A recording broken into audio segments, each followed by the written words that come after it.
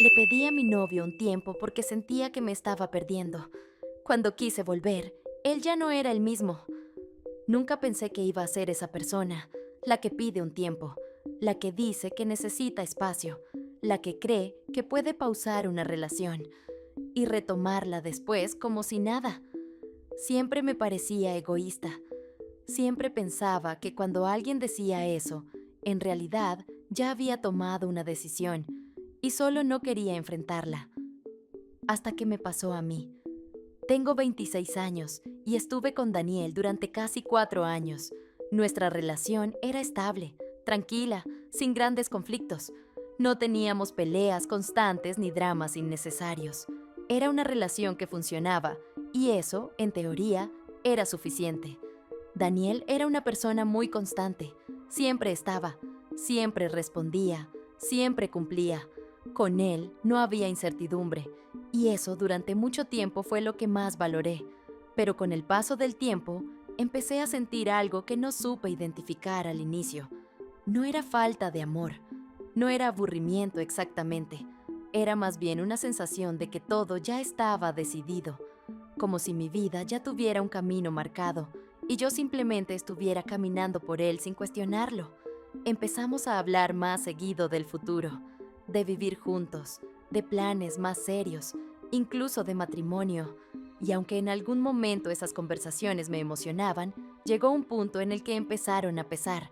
No porque Daniel hiciera algo mal, sino porque yo sentía que no estaba lista. Intenté ignorarlo durante meses. Me repetía que era normal, que todas las relaciones largas pasan por eso, que solo era miedo al compromiso.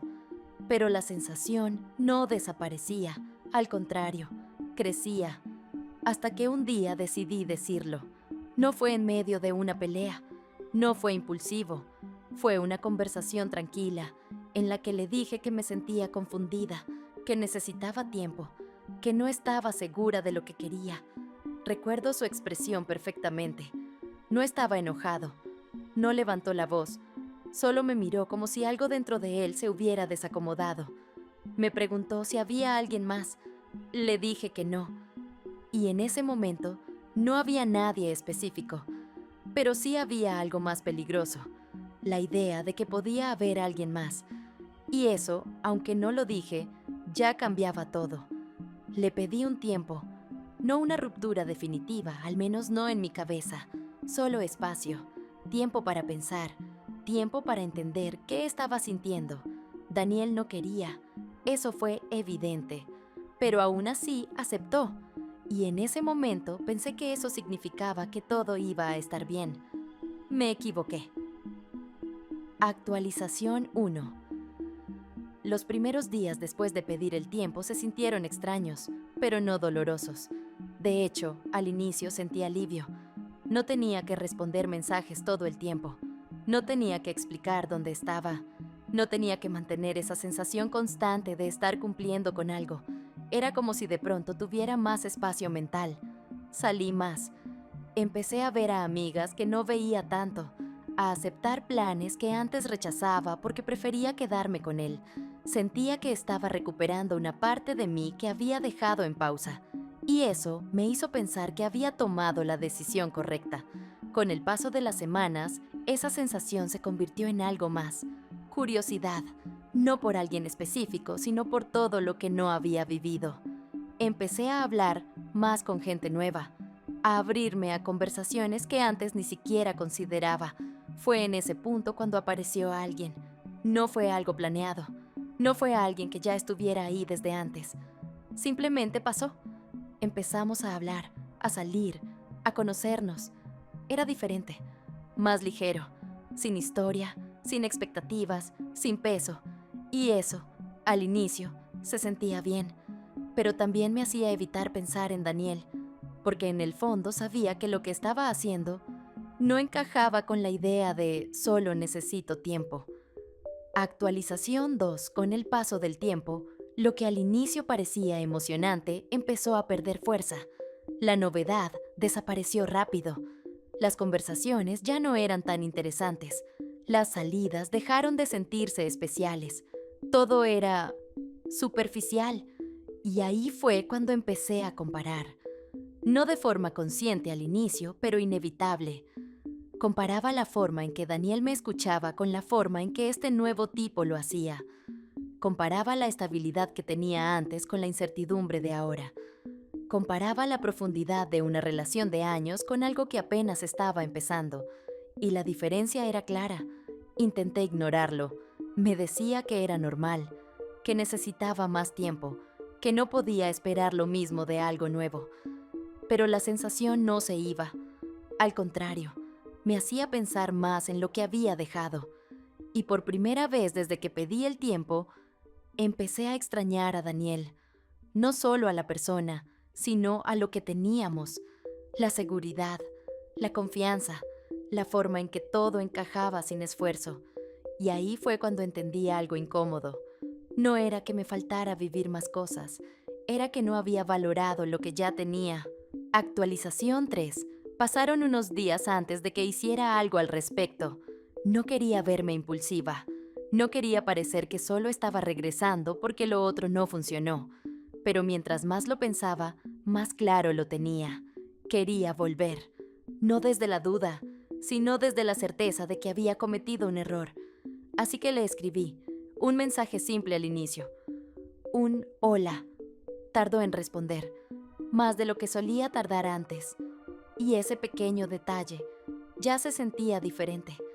Cuando respondió, no fue frío, pero tampoco cercano. Fue neutral. Le dije que quería hablar. Aceptó. Nos vimos en un café. Irónicamente, un lugar muy parecido a donde le había pedido el tiempo. Cuando llegó, lo noté diferente. No en apariencia, en actitud.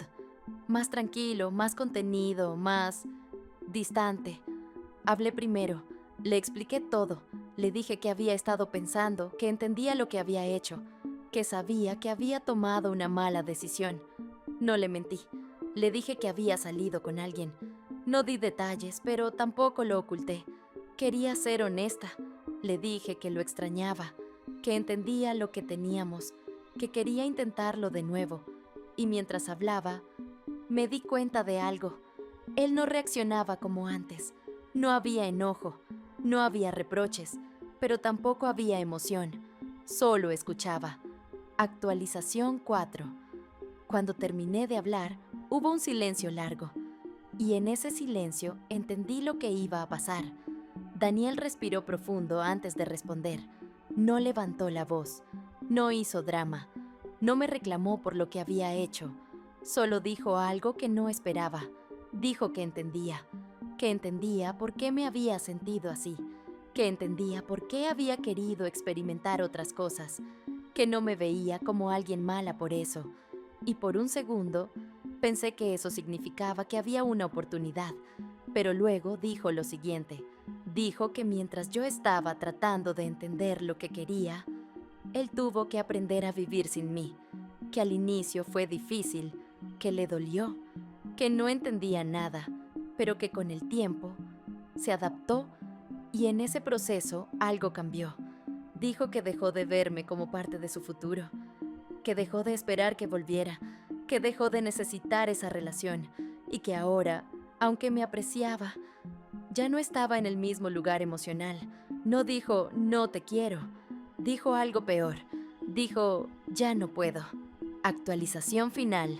No discutí, no insistí, porque en ese momento entendí algo que antes no había entendido. Cuando alguien decide irse, aunque diga que es temporal, la otra persona no se queda en pausa. Sigue, cambia, se adapta. Y a veces, cuando vuelves, ya no estás regresando al mismo lugar.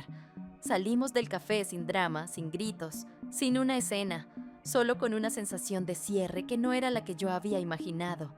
Pasaron semanas, luego meses. No volvimos a hablar. No hubo más intentos. No hubo mensajes. Nada. Un día lo vi de lejos, por casualidad. Se veía bien, tranquilo, siguiendo con su vida. Y por primera vez, no sentí que pudiera interrumpir eso, porque entendí algo muy simple. No perdí a Daniel cuando le pedí un tiempo.